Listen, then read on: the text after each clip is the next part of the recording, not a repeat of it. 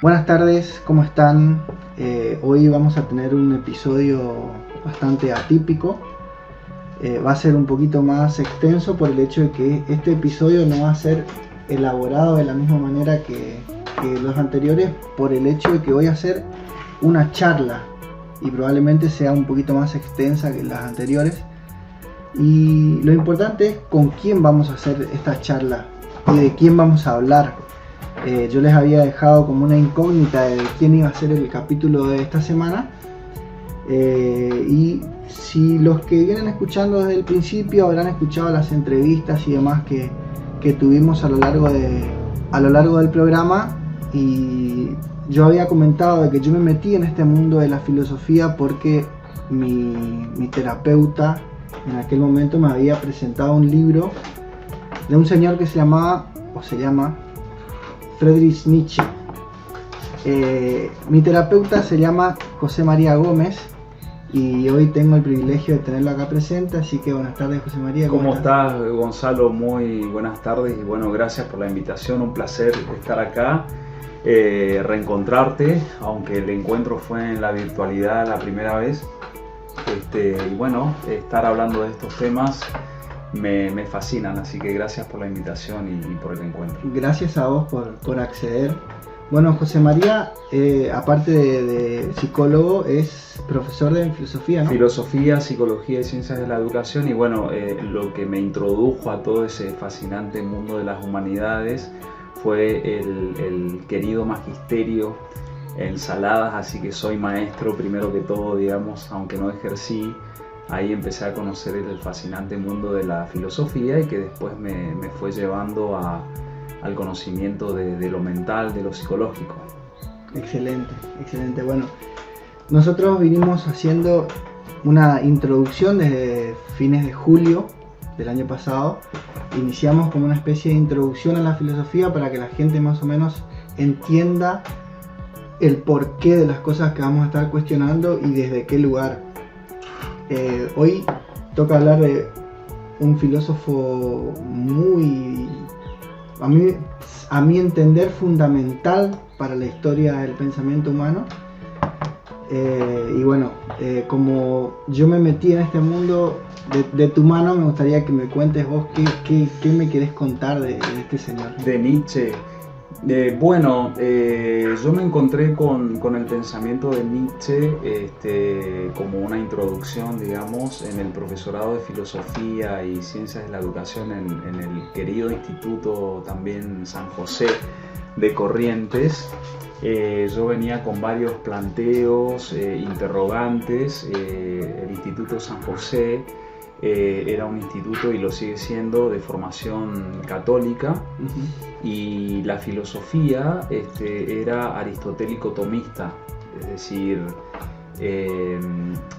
fundamentación basada en la filosofía de Aristóteles. No sé si has tocado. Sí, un poquito, muy poco.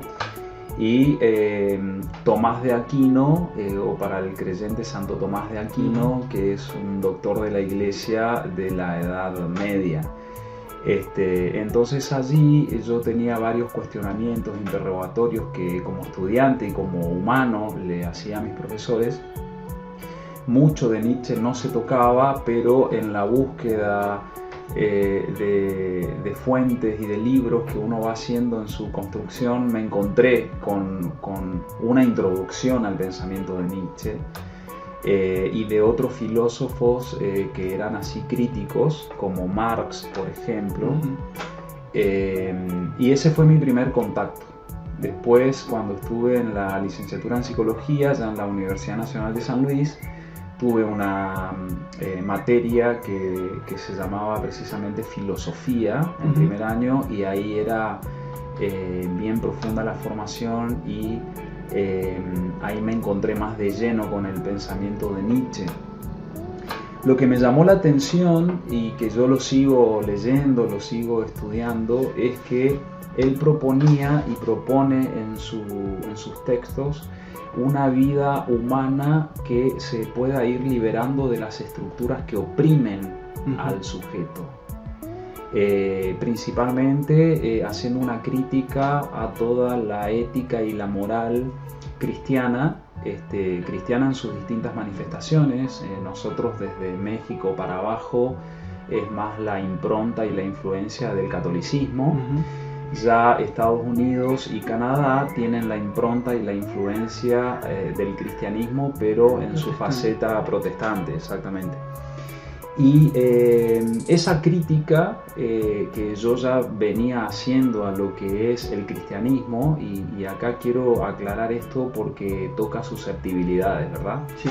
Que en filosofía debatimos y profundizamos temáticas, sistemas de creencias o sistemas teóricos, pero no personalizamos, en el sentido de que nos interesa una construcción de una vida que dé cuenta de la verdad, que si bien es siempre relativa, nos metemos ahí con otro tema que daría lugar a otro programa, si querés, que es el tema mismo de la verdad. Solo la verdad, digamos, ¿no? Bueno, tengo entendido que Nietzsche toca en un texto que, según tengo entendido, no está completo, que creo que se llama Sobre la verdad y la mentira en sentido extramoral. Extramoral, sí, claro. Toca el tema de la verdad y es apasionante porque ahí juega con el mundo de las metáforas. Para no hacerlo muy complicado igual, porque me hiciste una pregunta así que me puede llevar a varios lugares, digamos, en mi contacto con Nietzsche. Pero a mí me atrapó esta cuestión de poder construir una vida lo más libre posible. Lo más libre en el sentido de que podamos realizar en nuestra existencia lo que verdaderamente deseamos realizar y no lo que nos dijeron que debemos realizar. Y ahí en el debemos ya entramos en la ética y en la moral, y cuando entramos en la ética y en la moral nos encontramos con una de las críticas más contundentes que hace Nietzsche, que es que precisamente a partir del pensamiento de Platón, Sócrates antes, pero como Sócrates no escribió nada, todo el sistema que elabora Platón y que después es utilizado por el cristianismo, principalmente de la mano de Agustín de Hipona, San Agustín.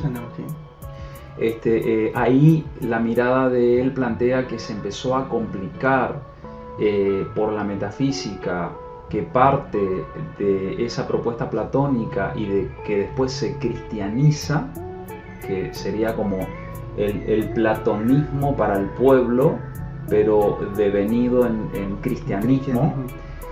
Y que ahí ya, desde ese origen, el hombre, la persona, la mujer, dejó de tener las posibilidades de una vida más auténtica, porque estos sistemas metafísicos iban diciendo cómo se tenía que vivir. Tenían muchos límites. Totalmente, y impuestos además por obligación. Entonces, de hecho se llama mandamientos en cierta... Tal cual, sí. Que no son los únicos, pero son hicimos el catecismo, creo que todos. A pocos habrán preguntado de niños si queríamos, tenías que ir, digamos, y nos encontrábamos también ahí con una pedagogía o una catequesis a veces muy severa.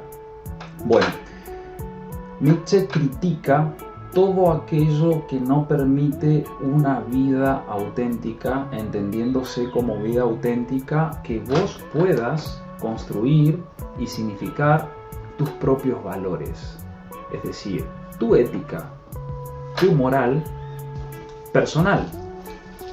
Entonces es muy apasionante, aunque él muere joven, en 1900 muere Nietzsche, y todavía no se ponen de acuerdo los estudiosos de qué murió realmente, pero desarrolla una demencia. Que tuvo los últimos 10 años internado, ¿cierto? Así es, a cargo estuvo con la hermana, después también la hermana distorsionó su pensamiento por la utilización que quisieron hacer los nazis del pensamiento de las obras de Nietzsche. De hecho, creo que él le hizo un pedido de que no publique ciertas obras y la hermana no le importó nada y publicó igual. inclusive, como decís vos, distorsionando, cambiando palabras y terminología bastante fundamentales. Claro, y para que quede como, para que vayan quedando así ideas simples de lo que aporta este autor, pensemos en que todos tenemos la capacidad de pensar, y con esa capacidad de pensar podemos construir una vida auténtica o no. Y la propuesta de él era que sea precisamente auténtica, y ese es el camino del filósofo. El filósofo no es alguien, un académico, un erudito, un sabio. Filósofos podemos ser todos. Cualquiera. Sí, si nos preguntamos, si siempre le damos lugar a la pregunta, a la inquietud, y nos hacemos cargo de eso y tratamos de transformar la realidad en el sentido de mejorarla, digamos, sintiéndonos cada vez mejor con nuestra vida. El tema es que ahí te encontrás con lo que él critica, que las sociedades en general, y él critica la sociedad de su tiempo, establecían códigos de ética, de moral, etcétera, para homogeneizar, para hacernos a todos como iguales. Por eso él también utiliza la metáfora del rebaño o de las ovejas. Y por eso es muy contundente en la crítica, principalmente al cristianismo, porque ahí se valora la idea del pastor y de las ovejas. Y a todo eso él le da como un martillazo, por así decir, porque se dice también, claro, filosofía de martillazos, porque ahí renunciás a lo tuyo, a lo propio, y te convertís como en una oveja, renunciando a tu pensamiento. De hecho, él va a hablar de la muerte del intelecto. La muerte del intelecto es renunciar a pensar por vos mismo. No quiero hacerlo, no quiero que se vuelva muy complejo para que los oyentes puedan ir, digamos, relacionando los temas y que ya vienen escuchándote en otras temáticas, pero que yo ignoro cómo venías con los otros programas, pero podemos ir estableciendo relaciones. Por ejemplo, si ya tocaron la parte de Platón. Sí, se habló de Platón, sí. Bueno, Platón es, digamos, Nietzsche va a dirigir una crítica muy severa a lo que es Platón, pero devenido en platonismo, en el sentido de que se toma la producción de un autor que fue eminentemente metafísico, porque habrán hablado del mundo de las ideas, el mundo inteligible y el mundo sensible, más metafísica que eso. Entonces, si te van enseñando en tu casa o en la catequesis o donde sea, te van enseñando que esta no es la vida más importante, de que hay otra vida, imagínate. Y que si la querés conocer tenés que hacer tal y tal y tal cosa. Tal cual. Imagínate que eso es un engaño tal que hace que vos desperdicies tu vida. Lisa y llanamente, por más que esto caiga mal, de acuerdo a los oídos que escuchen, poner todo en un más allá, que es la metafísica extrema, hace que vos desperdicies la única vida que existe, que es esta, no hay otra. Entonces, como vos te convencés porque te convencieron, y así trabajan las sectas también, o si no, si fuéramos todos pensadores críticos, no habrían sectas y no se llenarían de plata engañando a la gente, ciertas digamos, ¿no? organizaciones. Tal cual, sí. Entonces, si vos considerás que hay otra vida, y esa es la importante realmente, no te ocupás de hacer en la única vida que existe, que es esta, lo mejor posible, porque como no es ni siquiera la más importante. Y si te ocupás de hacer lo mejor posible, vas a hacer lo mejor de acuerdo a lo que te dijeron que era lo mejor, y no lo que vos pensás que es. Claro, totalmente. Esa es la propuesta de la Reforma Protestante, Lutero, Calvino, y es lo que impactó más en el norte, del continente americano, es decir, en Estados Unidos y en Canadá, porque ¿cuál es la idea del protestantismo? Que está en la base de cualquier denominación evangélica. La idea es que Dios te puede elegir siempre y cuando vos produzcas todos los que puedas producir en este mundo. Entonces ahí tenés la ética protestante, que tiene todo que ver con el capitalismo, y por eso vemos las producciones económicas de ciertos países desarrollados, porque a través de eso se considera que te puede elegir Dios y entonces te salvarías. Claro. En cambio, en el discurso católico se hace una ponderación y una valoración de los pobres, de la pobreza. De hecho hay una frase, no me acuerdo de qué parte de la Biblia, que dice que es más fácil que un camello pase por el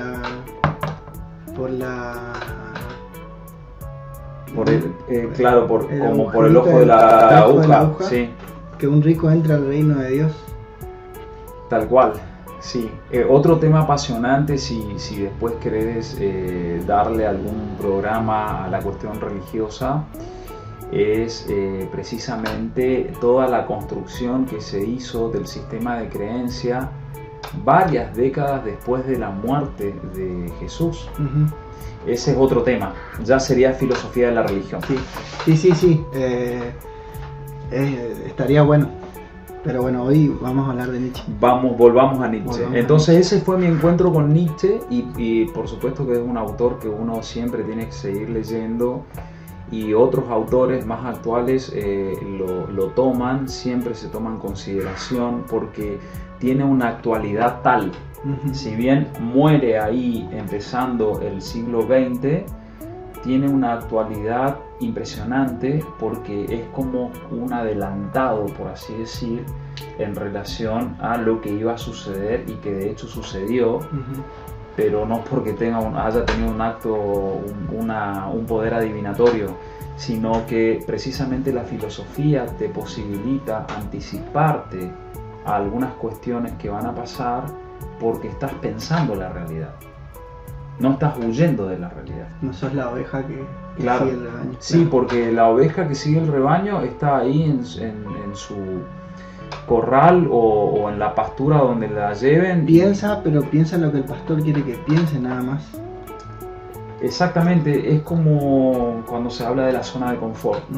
Es decir, estás alegremente siendo oveja, digamos. Claro.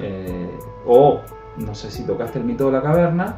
Todavía no, pero no hay problema. Bueno, es Platón. Les comenté que hay un concepto, pero no importa. Claro, no, pero todo se relaciona con todo y después lo podés retomar, porque creería que eso llevaría un programa, analizar y sacarle el jugo al mito de la caverna, que es toda una parte del libro, o el libro más importante que tiene Platón, que es La República. Donde imagínate que estamos hablando del siglo V a.C. y él ya propone ahí una idea de lo que es el hombre oprimido a través de una alegoría tan sencilla pero tan rica y profunda a la vez como el mito de la caverna, y tan actual. ¿Y quién iba a creer que siglos después una institución toma la filosofía de este tipo que habla de un hombre oprimido y crea toda una caverna mucho más grande? Claro, exactamente. Y que viene Nietzsche a romper esa caverna a martillazo, y bueno, de donde hay gente que sale y gente que termina siendo como el hombre que vuelve a la caverna de Platón. Tal cual, porque y ahí también viene la crítica de Marx. Si bien la crítica de Marx va más a la cuestión de la lucha de clases, también ahí se generaron muchas otras cavernas. No vamos a ir por ese lado porque nos vamos a alejar de nuestro amigo librepensador Friedrich Nietzsche, pero el concepto que toma Marx de Hegel es el de alienación. Entonces,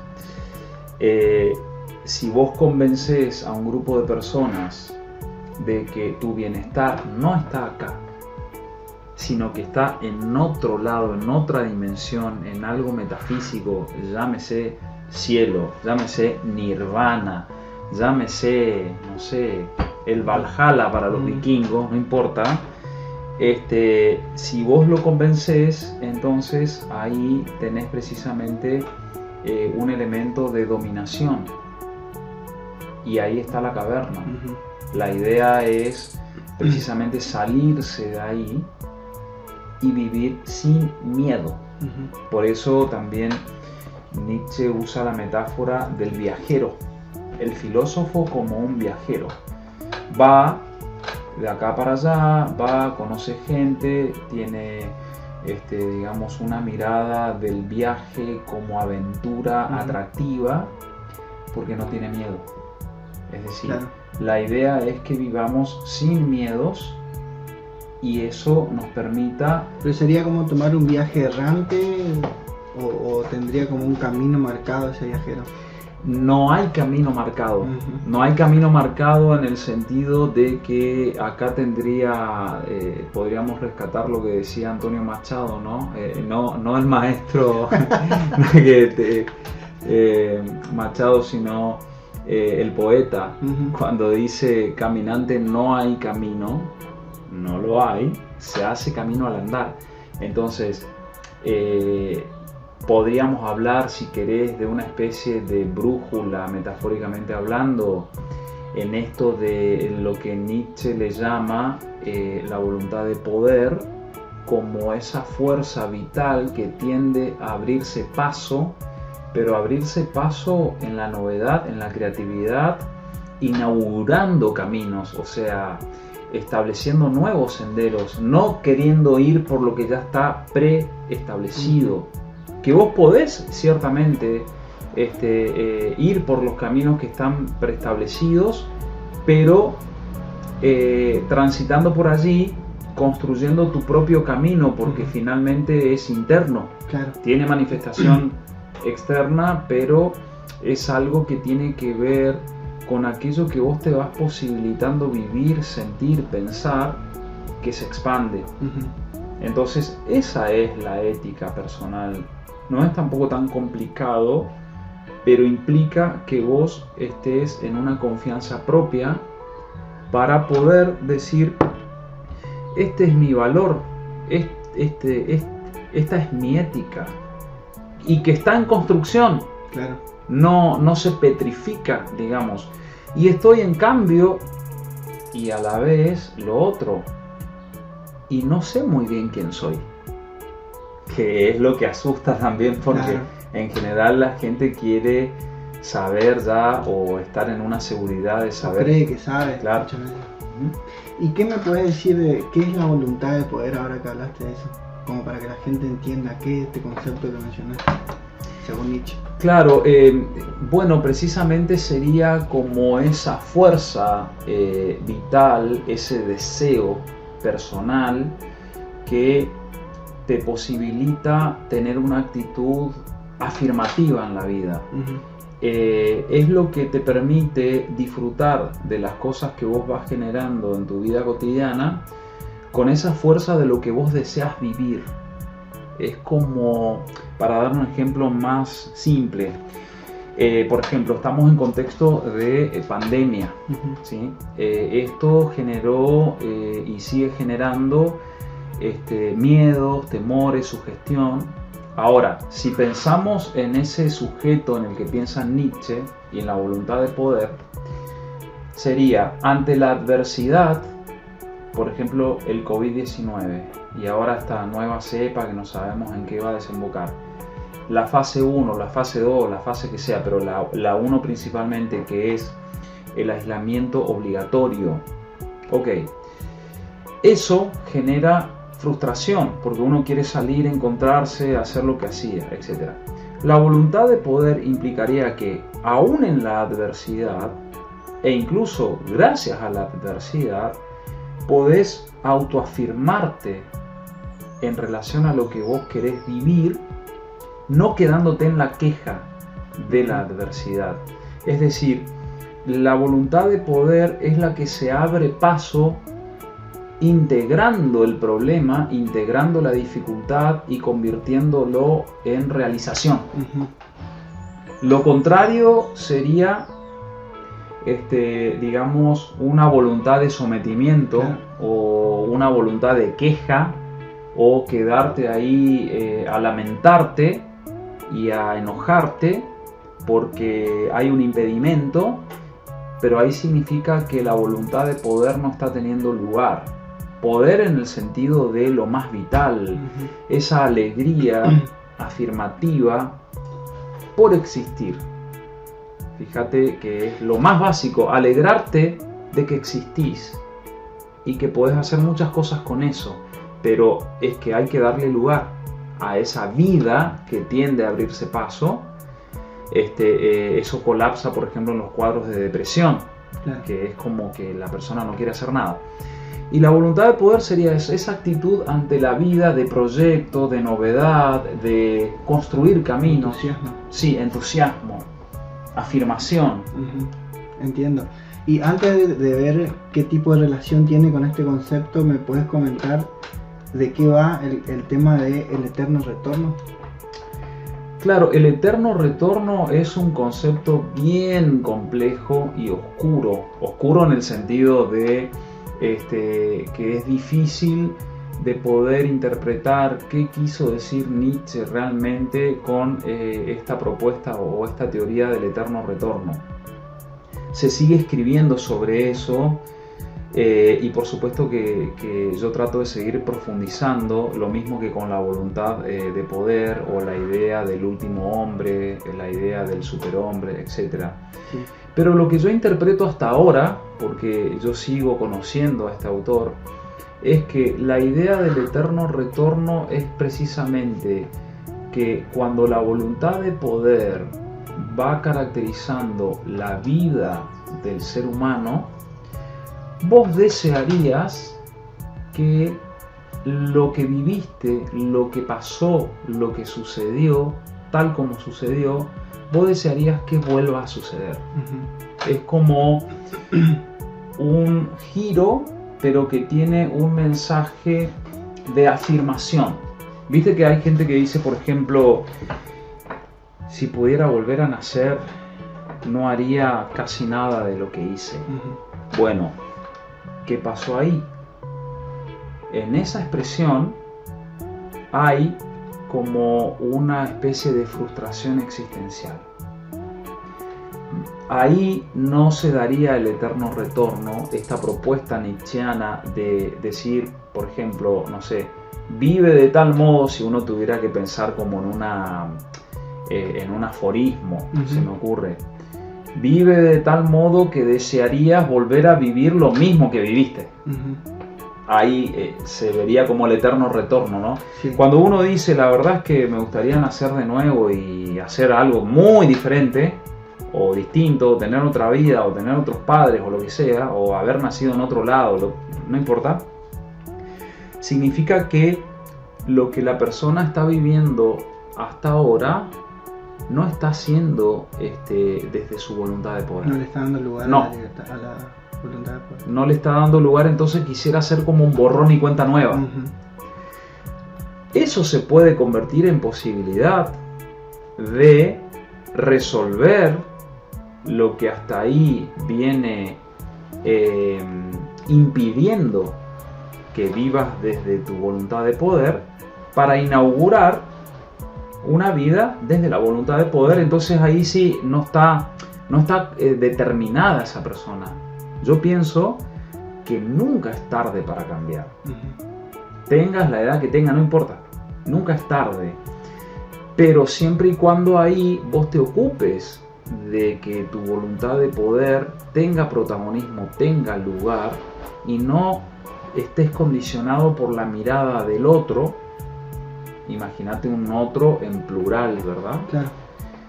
Que, digamos, forma parte del obstáculo porque quiere que vos actúes de una determinada manera para mantener un cierto equilibrio y que te impide vivir desde tu voluntad de poder. En ese sentido hay mucho para hacer y la vida se vuelve novedad, alegría, entusiasmo, como decías vos, porque darle lugar a lo propio en el transcurrir del tiempo no puede aburrirte jamás. Claro. Lo que te aburre es la repetición de lo mismo en la alienación, que no tiene nada que ver con el eterno retorno. Igual creo que tocaste, desde mi punto de vista, el tema más álgido y difícil de poder entender de la obra de Nietzsche. ¿Qué quería decir él con la idea del eterno retorno? Porque él se basa mucho en los griegos y ahí pareciera haber como una especie de idea de destino, ¿sí? Como esa rueda de los budistas o los hinduistas, sí, que consideran que, bueno, que por ejemplo, no sé, no hay que desear, ¿sí? Porque el deseo te esclaviza, etcétera, claro, etcétera, etcétera, pero habría como una especie de rueda ahí, rueda de la vida o lo que sea, una especie de destino, que sería contradictorio con la idea de la voluntad de poder, algo que repita, que gire sobre lo mismo. Pienso que lo que él quiere decir con la idea del eterno retorno es que lo que vayas haciendo en tu vida, pero en un despliegue, sea de modo tal que vos lo volverías a repetir. Por ejemplo, no sé, esta charla que tenemos ahora, a mí me gustaría volver a tener otra charla y otra charla, y así por dar un ejemplo solamente de una charla. En cambio, no sé, tenés algunos encuentros o desencuentros o charlas o no charlas que vos decís, yo no quisiera volver a tener esta gente charla que no querés. Exactamente. Decir, sí, no quiero estar acá. La idea del eterno retorno es que lo que vos vayas generando lo volverías a hacer. Entonces eso hace que tu vida sea afirmativa, cada vez mejor, porque vos decís, che, la próxima vez que venga a Itaibaté me gustaría ver a Gonzalo de nuevo. Ahí está como el retorno. No es una repetición, digamos, como que uno volviera para atrás. Siempre va construyendo porque el tiempo no para de transcurrir. Y siempre vamos a estar cambiados, pero el encuentro en el cambio es como que vos decís, yo esto lo volvería a hacer. El eterno retorno como una imagen de que tu vida la volverías a repetir porque te permitió experimentar tu voluntad de poder, sería. Y es fantástico, claro, esa vida es increíble, claro, en el ámbito que sea, donde sea que estés, etcétera. Entonces vos decís, wow, Nietzsche está abriendo las puertas y hay que dejar caer toda la estructura que estuvo impidiendo eso. Espectacular, espectacular. Bueno, por ahí puede ser que haya gente que le parezca interesante esta parte, principalmente por el hecho de que vivimos en una sociedad que está completamente alienada, ya sea por la familia, por los amigos, por la religión, por el trabajo, y haya gente que a lo mejor crea que esto abre las puertas a cierto libertinaje, y me parece que está bueno aclarar de que hay que estar dispuesto a atreverse a pensar si eso que lo que creemos que está bien, realmente está bien o no para nosotros, siempre y cuando, por supuesto, no afectemos la libertad de otra gente. Claro, y aparte hacer una aclaración en el sentido, algo dije al principio, de que en la actitud filosófica y en el debate filosófico y en esto de construir un pensamiento crítico y un conocimiento liberador, se critican o se debaten los temas y los sistemas y no se personaliza. Porque cuando tocamos temas sensibles como la religión, por ejemplo, muchas personas se sienten tocadas en su individualidad, y no es así. Estamos abordando la temática, o lo mismo que hablar de política. Entonces, si esa diferencia está clara, uno puede tocar todos los temas Es decir, no sé, demos un ejemplo. Si yo fuera protestante y vos fueras judío, y respetamos, y yo escucho tu mirada acerca de la realidad, Dios, lo que sea, y vos escuchás la mía, podés criticar el sistema, no sé, protestante, comentándome cómo lo ves vos, yo escuchándote atentamente, tratando de aprender, porque me interesa la verdad, no me interesa defender como si fuera una trinchera la creencia. Nunca sentiría que me estás atacando, sino que estás refiriéndote a una mirada sobre un sistema, una religión, y lo mismo que si yo hablara de tu fe, claro, del judaísmo, yo te dijera, bueno, pero yo creo que el judaísmo tal cosa, tal otra, y estamos compartiendo miradas. Creo que muchos temas se dejan de hablar, y es una lástima, porque se mezcla lo personal con lo que objetivamente se puede debatir.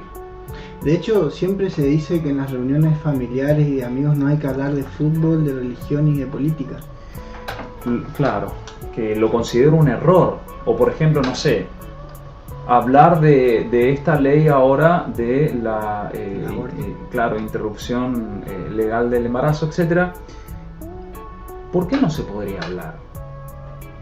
Pero siempre y cuando la intención sea construir desde las posiciones diferentes, escuchándonos, respetándonos.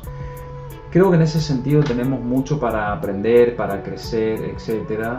Pero eso lo quería dejar en claro, ¿no? Nosotros debatimos temáticas, sistemas, fundamentos, ideas, sin personalizar, ¿sí?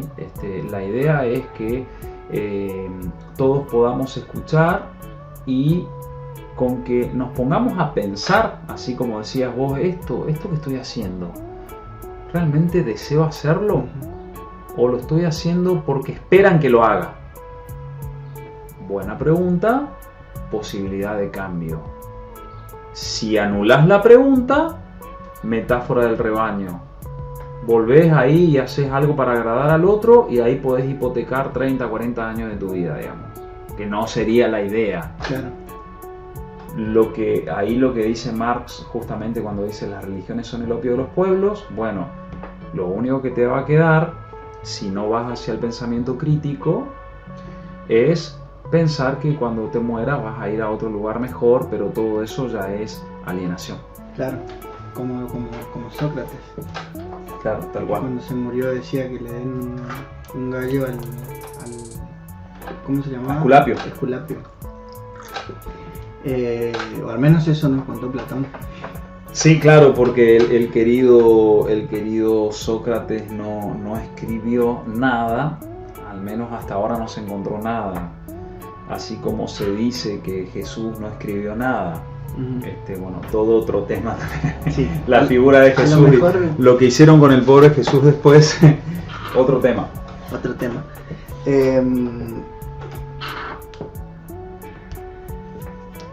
Ahora que entramos en el tema de la religión y demás, Nietzsche cuenta una historia de un loco que entra a un mercado gritando ciertas cosas. ¿Qué me puedes contar de eso?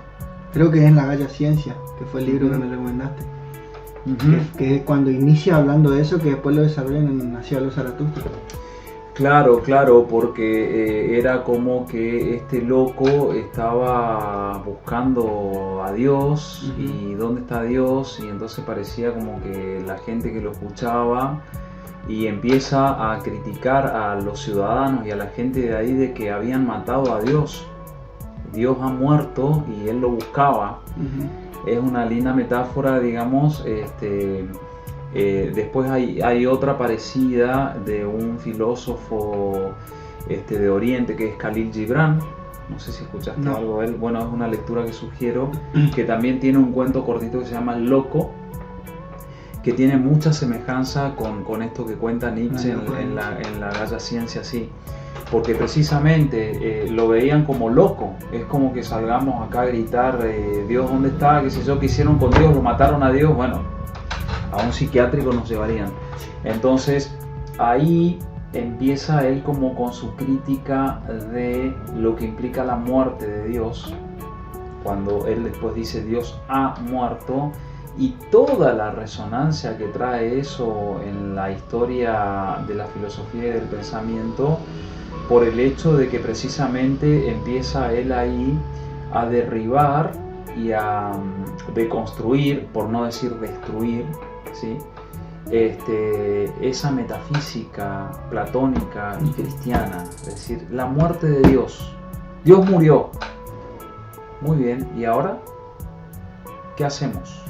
Ya no va eso, basta. No va más la metafísica cristiana en ese sentido de la muerte de Dios. Ajá. Bueno, ¿y entonces? ¿Qué vas a hacer? Claro, ¿qué vas a hacer? Es como que salga Francisco y diga, miren, abrimos los archivos, vamos a publicar todo lo que tenemos acá, y saben que lo de Jesús, sería muy complicado para la gente que basa su vida en una creencia, digamos, ¿no? Sería como que ahora que esta especie de protección, entre comillas, que vos creías que tenías, no está. ¿Qué vas a hacer? ¿Sería como algo así? Claro, sería... No desde el miedo, sino teniendo en cuenta esto de la voluntad del poder y todo lo que estuvimos hablando. Claro, él trata de ironizar, ¿sí? Y de mostrar en una manera así casi humorística, como cuando escribe sus aforismos, de que Dios murió. Basta ya. Es decir, venía muriendo, insisto que es una metáfora, ¿no? Porque claro, sabemos que Dios no existe y que es una creación del humano, o los dioses.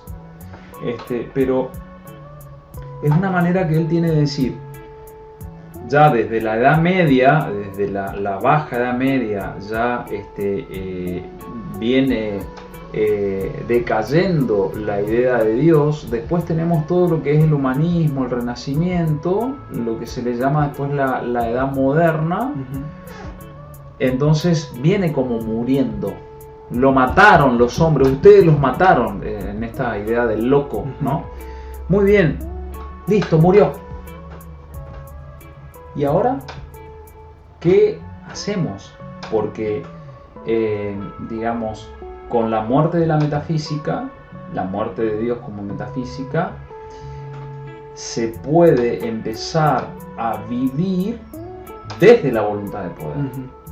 Porque no es posible una vida desde la voluntad del poder si vos considerás que un Dios rige tu vida.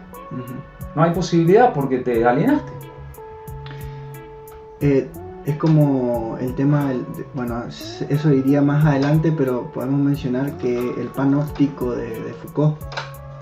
Claro. Que hay alguien que te está viendo todo el tiempo, y entonces vos tenés que cumplir ciertas normas, y si no las cumplís serás castigado, y si cumplís vas a ir al... Sí. Yo, no traje ningún libro de Nietzsche, y tampoco sabía que nos íbamos a encontrar acá en Itaibate a hablar de Nietzsche, y celebro eso y me encanta. Pero hay, por ejemplo, en una de sus obras máximas y más estudiadas, que es Así habló Zaratustra, también escrita en un lenguaje poético, pero tan incisivo y profundo. Está todo esto allí también, porque lo que tiene Nietzsche es que no escribió en un orden sistemático como la mayoría de los filósofos escriben, como decir, bueno, está mi obra completa y es como un sistema ordenado y lógico. No, su escritura y sus textos y cómo se va configurando su obra es como un torbellino. Y se relaciona todo, y se relaciona todo con todo, y es muy dialéctico. En ese sentido es muy interesante. Ahora, ese libro de Así habló Zaratustra es bien complejo, muy metafórico y muy interesante para estudiar. Y ahí profundiza la idea de los sacerdotes, de la iglesia, del cristianismo, de la muerte de Dios, y cómo la muerte de Dios es lo que posibilitaría que vivamos por nosotros mismos, ya sin depender de un Padre omnipotente, omnipresente y omnitodo. Bueno, es como que te suelten de la mano para que aprendas a caminar, porque imagínate que no te soltaban nunca, o que no te quiten las rueditas de la bicicleta. Y bueno, habrá que caerse, habrá que aprender, pero eso es autonomía. Claro. Por eso, la muerte de Dios posibilita poder inaugurar una vida afirmativa, una vida, digamos, que tenga que ver con esa voluntad de poder, ese deseo, y sin miedos. Porque no hay creyente sin miedo. Creyente en el sentido de en la metafísica, ¿no? Claro.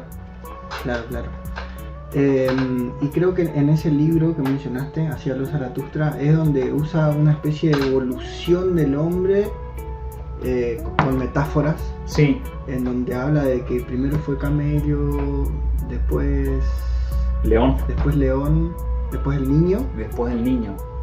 Claro, porque precisamente el niño, ¿qué representa?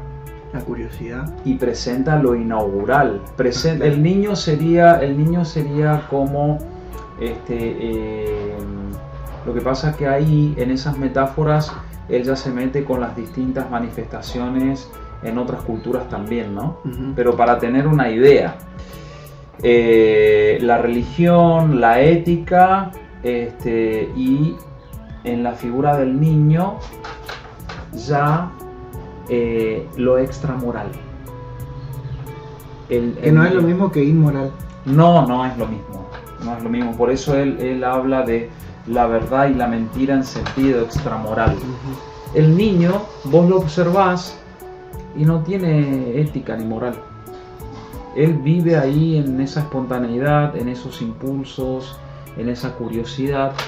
Y el adulto que está ahí le va diciendo esto sí, esto no, esto acá, allá, etcétera, etcétera. Empieza a caer ahí la lluvia, por así decir, de la moral, de la ética, y después entonces el niño empieza a tener miedo y le dicen, si no haces caso tal cosa, pensando en una pedagogía tradicional, y ya va dejando de ser lo más propio de él. Entonces, en la metáfora del niño, la humanidad como niño, es como decir, empecemos, listo, cayó todo eso, ya está, por fin se terminó el platonismo y el cristianismo y budismo, y va a pasar mucho tiempo igual, porque tenemos también todo el Islam, ¿verdad? Otro tema también, y que son mucho más radicales, y está lejos de poder terminarse eso.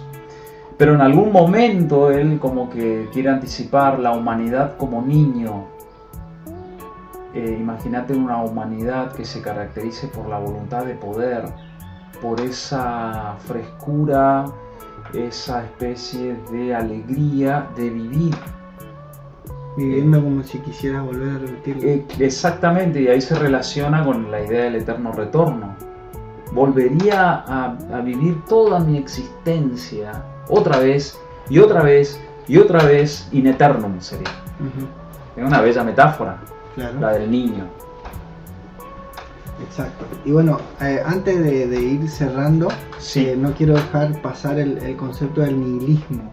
Ajá. Que también menciona Nietzsche. Hay muchos conceptos que por supuesto van a quedar afuera, pero por ahí son como los más fundamentales o importantes de su pensamiento. Sí. ¿Qué es el nihilismo? Tocamos varios. A ver, una primera explicación así etimológica, si se quiere, es que la palabra nihilismo viene del latín nihil, nada. Y sería la nada llevada al extremo. El concepto de la nada es también muy, muy complejo, pero para poder tener una aproximación, porque no vamos a entrar ahora de lleno en el nihilismo, pero de lo que dice Nietzsche acerca del nihilismo, y que incluso muchos interpretan a Nietzsche mismo como nihilista, y es un grave error. Te iba a preguntar si Nietzsche era No, nihilista. en absoluto no. Nunca puede ser nihilista una propuesta filosófica que intenta algo. Sí, que intenta ni más ni menos que hacer de tu vida una experiencia tal que quieras volver a vivirla. Ujú. No tiene nada que ver con el nihilismo. Sin embargo, yo escuché gente que desde su interpretación dicen que Nietzsche se vuelve nihilista los últimos 10 años de su vida y por eso termina internado en un psiquiátrico, que es donde se muere. ¿Qué opinas de eso? Pienso que nunca se volvió nihilista. Fue desarrollando una demencia que hizo que sus últimos escritos ya sean como unos garabatos, pero de una persona que tenía una enfermedad mental, pero que el genio ahí seguía luchando. Claro. Vos imaginate un concepto que no tocamos, como muchos otros que no tocamos, pero que en algún momento vos deberías recuperar en tu programa, es la idea de lo dionisíaco y lo apolíneo. En los últimos escritos, Nietzsche firmaba como Dionisos contra el crucificado. Imagínate una mente ya muy trastornada, y ahí en Dionisos y el crucificado tenemos la libertad del niño dionisíaco y lo alienante, catastrófico para el sujeto de la figura del crucificado y lo que construyeron a partir de eso, porque, ojo, otra cosa que muchos no saben es que Nietzsche, y esto algunos, no sé, deben haber muchas lecturas acerca de Nietzsche, pero de lo que yo interpreto, Nietzsche tiene una mirada afirmativa de la figura de Jesús. No hay que confundir la persona, el carpintero. Él él era hijo de un pastor luterano. Que quería que él también sea pastor. Exactamente. De hecho, según lo que Nietzsche dice, el papá de él era el pastor más querido en la Claro, zona. Él tiene como una especie de compasión, por así decir, o una especie de dolor por lo que hicieron con la figura de Jesús. Una cosa es el Jesús histórico, el hombre, el carpintero que vivió ahí y que trató de hacer esto, aquello, lo que sea, que no sabemos muy bien qué era, porque él no escribió nada. Estoy hablando de Jesús, ¿no? Sí. Cuando él dice el crucificado, cuando él dice el cristianismo, No está hablando de no Jesús. está tocando la persona de Jesús. De hecho lo pondera en el sentido de decir, pobre, si se enterara lo que hicieron de él, todo lo que construyeron en relación a su muerte, como un montón de crucificados que hubo en esa época, porque era común y corriente que el Imperio Romano crucificara gente. De hecho, en la misma historia cuenta que fue crucificado con otras 2 personas, o sea que era algo que se hacía. Sí, tal cual, pero todo lo que construyeron a partir de la figura del crucificado es donde va a dirigir él su mirada, porque digamos, ahí es donde se empieza a gestionar a partir de una muerte que supuestamente es superada. Ahí ya tenés la metafísica. Entonces él va como a lamentar, si se quiere, esta persona que trató de compartir con los amigos, que trató de hacer pensar un poco, que trató de... Fíjense lo que terminan haciendo con él. Entonces, el nihilismo, para cerrar un poco la respuesta a tu pregunta, él va a atacar toda esta construcción que termina siendo ese el nihilismo. Es decir, un sistema metafísico que vacía de lo auténtico la vida, es nihilista. ¿Por qué? Porque si yo te quito a vos tu voluntad de poder, No te queda nada. no te queda nada. Eso llevado al extremo se llama nihilismo. Entonces Nietzsche derrumba el nihilismo, Dios ha muerto, para inaugurar una vida de realización, de estar siendo, de voluntad de poder, de eterno retorno, es decir, de una vida real que no se vacíe de vitalidad, y entonces es lo opuesto al nihilismo. No es un vitalismo, porque también eso sería un extremo, claro, pero es una vida con sentido auténtico, digamos, intensamente vivida con deseos, con acciones, teniendo una mirada afirmativa de los problemas como parte de la superación. Es decir, no es ni nihilista, ni pesimista, ni derrotista, ni extremista, ni nada que se le parezca. Todo lo contrario. Porque es como decir, bueno, el niño, en la figura del niño, en la metáfora del niño, ¿qué puede haber de nihilismo ahí si está todo por hacer? Lo otro es nihilista porque se negó y se atacó la realidad del único mundo que existe, creando otro paralelo que no existe. La nada como lo más importante que el ser. Que ese es el nihilismo que él derrumba. Ok. Teniendo en cuenta esto que decías de que él como que sentía cierto... ¿cuál es la palabra? Una especie de tristeza, no es la palabra tristeza, sino compasión por lo que hicieron con Jesús. Tengo entendido que también él tenía miedo de que se genere una especie de religión con lo que él hizo o dijo. Claro, porque precisamente si él está promoviendo que cada quien viva de acuerdo a sus valores, él está dando una propuesta, pero él no está diciendo síganme, digamos.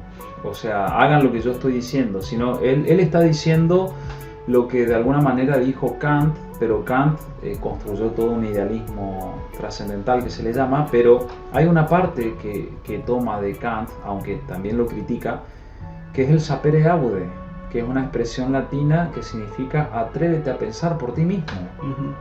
Por ti mismo, y criticame a mí también. Claro. Porque yo te critico, pero no destructivamente. Es lo que dijiste hoy al principio. Claro.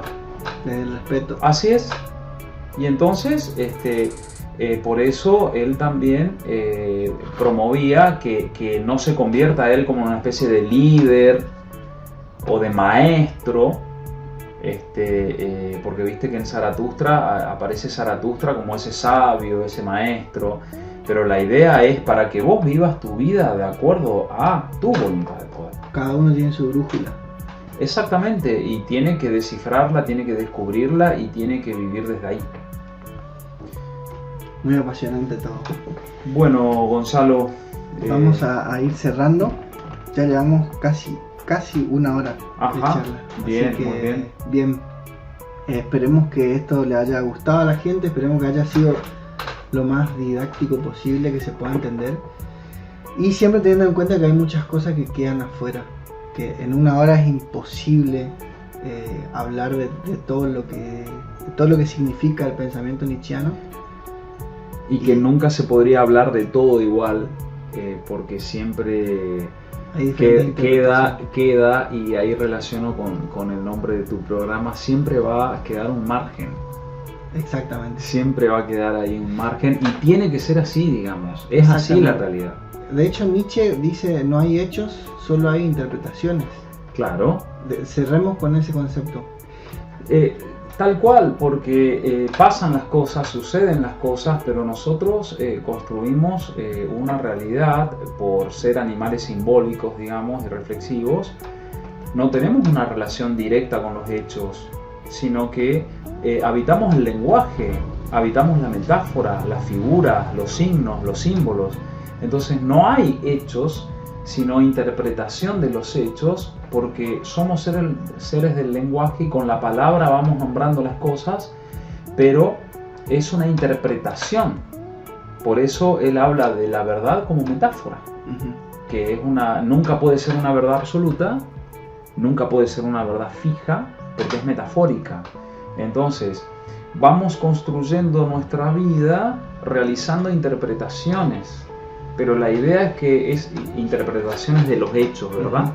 Pero la idea es que esas interpretaciones vayan como dándole lugar a esa voluntad de poder, a ese deseo, a eso que nos hace mejorar. Entonces, en algo tan simple como poder expresar lo que pensás o lo que sentís, tratás de ponerle palabra a tu sentimiento, pero el sentimiento en sí, como hecho, no existe, porque lo que existe para nosotros depende del lenguaje. Claro. Entonces ahí, si nosotros pudiéramos ir construyendo una vida donde nuestras interpretaciones no distorsionen la realidad, sino que la vuelva más, por así decir, próxima, esa sería una vida, digamos, feliz, auténtica, y eso solamente termina cuando termina nuestra vida. Exactamente. Bueno, José María. Bueno, Gonzalo, muchas gracias, un placer, éxitos ahí en el programa, y espero que la gente se enganche, que haga preguntas, que haga sus aportes, y para lo que necesites, obviamente contás conmigo. Bueno, muchas gracias. Gracias por acceder a la charla, y bueno, seguramente vamos a seguir en contacto y ojalá que podamos repetir que claro, se vuelva el retorno de esta charla, no de esta, pero probablemente sí, otra que tenga relación. Por supuesto, así contás que, bueno, conmigo, así que no hay problema para cuando quieras. Perfecto, bueno, los dejamos con eso, nos vemos hasta la semana. Saludos a todos. Chao, chao.